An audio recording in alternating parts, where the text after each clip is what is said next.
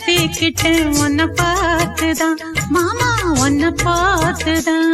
படமுத்து நக்கி இருக்கு மொத்தமும் தெளிய முறையிடலாவோ, சுத்தர கண்மல சிக்கணும் என்ன சிறையிடலாமோ. கற்பூங்க இப்போ வளர்ந்துட்டு இருக்கும் என் தொழிற்சாந்திரத்தோடு அனைவருக்கும் பவானந்து குழந்தைங்க நண்பர்களே. பார்த்தீங்கன்னா இது கிளாசிக்கு 500cc இந்த வண்டி, அதாவது இன்ஜெக்டர் மாடலு. ஆனால் BS3 மாடல் தான் இன்ஜெக்டரு. இதில் சாய் போட்டோன்னே லைட் எரியவேணும், லைட்டு எரியல.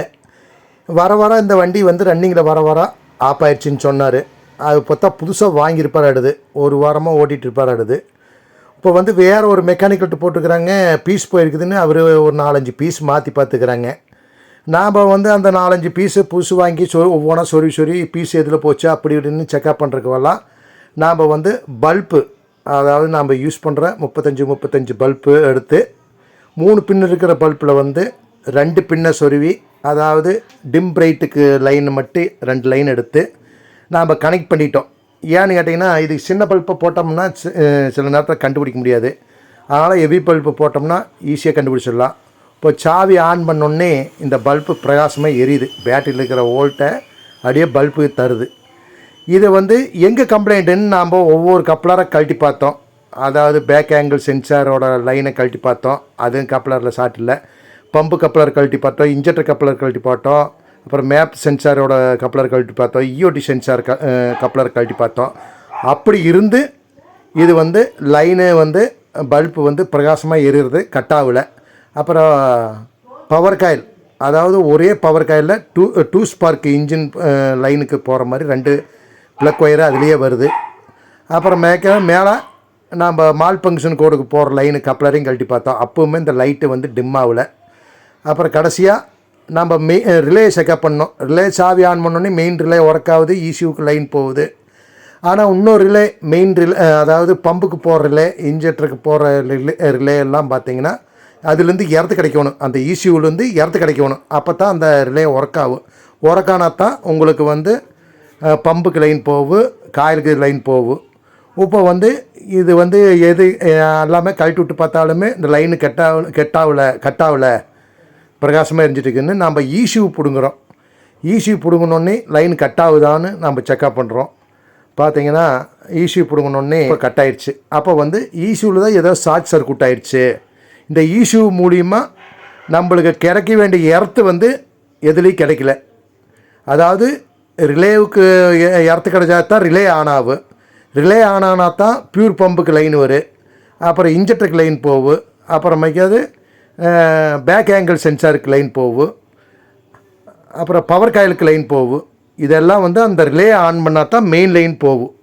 அதாவது மால் ஃபங்க்ஷன் லைனுக்கு கூட இந்த ரிலே ஆன் பண்ணால் தான் அங்கே மால் ஃபங்க்ஷன் லைனே போகும். அப்படி இருக்கிற பட்சத்தில் என்ன தான் கம்ப்ளைண்ட்டு அப்படின்னு பார்த்ததில் இந்த ECU தான் கம்ப்ளைண்ட்டு. ECU சொருனா இது போயிட்டே இருக்குது, அதாவது பீஸு போகுது, பவர் அதிகமாக எரியுது, நம்ம டெஸ்டிங்க்கு தகுந்த மாதிரி பவர் அதிகமாக எரியுது. அதுவும் இல்லாத இந்த ஒயரிங் கிட்டு புதுசாக இருக்கிறனால நம்ம ஒயரிங் கிட்டு வந்து பிரித்து கிழித்து பார்க்க தேவையில்லைன்னு நம்ம வந்து ஒரு முடிவு பண்ணிட்டோம். இந்த கஸ்டமர் வந்து புதுசாக இந்த வண்டி வாங்கியிருக்கிறாங்க, அவங்க கன்சல்டிங்கார இந்த ஒயரிங் டேமேஜ் ஆகி மாற்றிருப்பாங்களாட தெரியுது.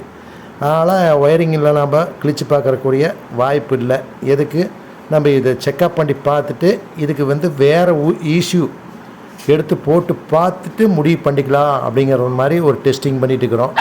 அதாவது சின்னதாக ஒரு பதிவு, இது பார்த்தீங்கன்னா இந்த கப்ளர்லேயே இந்த ஷார்ட் சர்க்யூட் இல்லை, ஒயரிங் கப்ளரு இந்த பின்னிலேயும் எதுவுமே ஷார்ட் சர்க்யூட் இல்லை.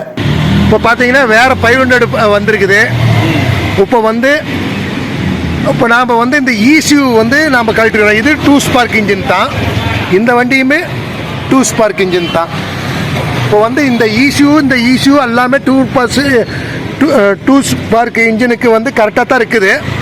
ஆனால் ECU பார்த்தீங்கன்னா நம்பர் வந்து 59 28 61 பார்ட் நம்பர் இருக்குது. இந்த மஞ்சள் கலர் ஸ்டிக்கர், ஆரஞ்சு கலர் ஸ்டிக்கரில் அதே பார்ட் நம்பரில் இதில் பார்த்தீங்கன்னா ஒன்றும் இல்லை, பீன் மட்டும் ஒரு பார் போட்டு பீன் போட்டிருக்குது. இப்போ வந்து இந்த ECU வந்து இந்த நல்லா இருக்கிற வண்டிக்கு போட்டு செக்அப் பண்ணி பார்ப்போம் நண்பர்களே, ஷார்ட் ஆகுதா இல்லையான்னு. இந்த பல்பு பார்த்தீங்கன்னா இப்போ சாவி ஆன் பண்ணுறோம். இப்போ பல்பு வந்து பல்பு வந்து எரியல. ஸ்டார்ட் பண்ணுங்க. இப்போ ஸ்டார்ட் பண்ணும்போது மட்டும் லைட்டாக எரியும். பார்த்தீங்கன்னா பாருங்க, கொஞ்சம் கொஞ்சமாக பிளிமிட்டு பழுத்து எரியும். இப்போ பீஸு நம்ம பிடுங்கிட்டு நம்ம செக்அப் பண்ணுற பாருங்க, லைட்டாக தெரியுதா? போதுங்க. அப்புறமேக்காது நாம் வந்து இந்த இந்த பார்ட் நம்பரை ஏன்னு போட்டிருக்கிற பார்ட் நம்பரை வந்து நம்ம இந்த வண்டியில் சொறி பார்ப்போம். இப்போ வந்து பார்த்தீங்கன்னா இந்த வண்டியில் ஓடிட்டு இருந்த ஈஷு கழட்டிட்டு அந்த வண்டி, அதாவது ஃபால்ட்டான வண்டி ஈஷு எடுத்து போட்டுக்கிறேன். போட்டு சாவி ஆன் பண்ணுறேன். இதோட நிலைமையை பாருங்கள். சாவி ஆன் பண்ணுங்க.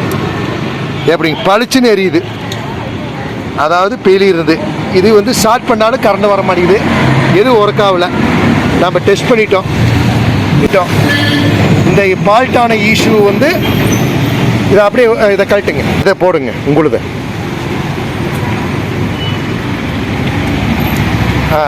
இப்போ பாருங்க நண்பர்களே, லைட் எரியல. இப்போ சார்ஜ் பண்ணால் மட்டும் கொஞ்ச நேரம் கழிச்சு அப்படியே பிளிமிட்டு பழுக்கு. இப்படி ஒரு வேலை பார்க்கலாம் அப்படிங்கிறது தான்.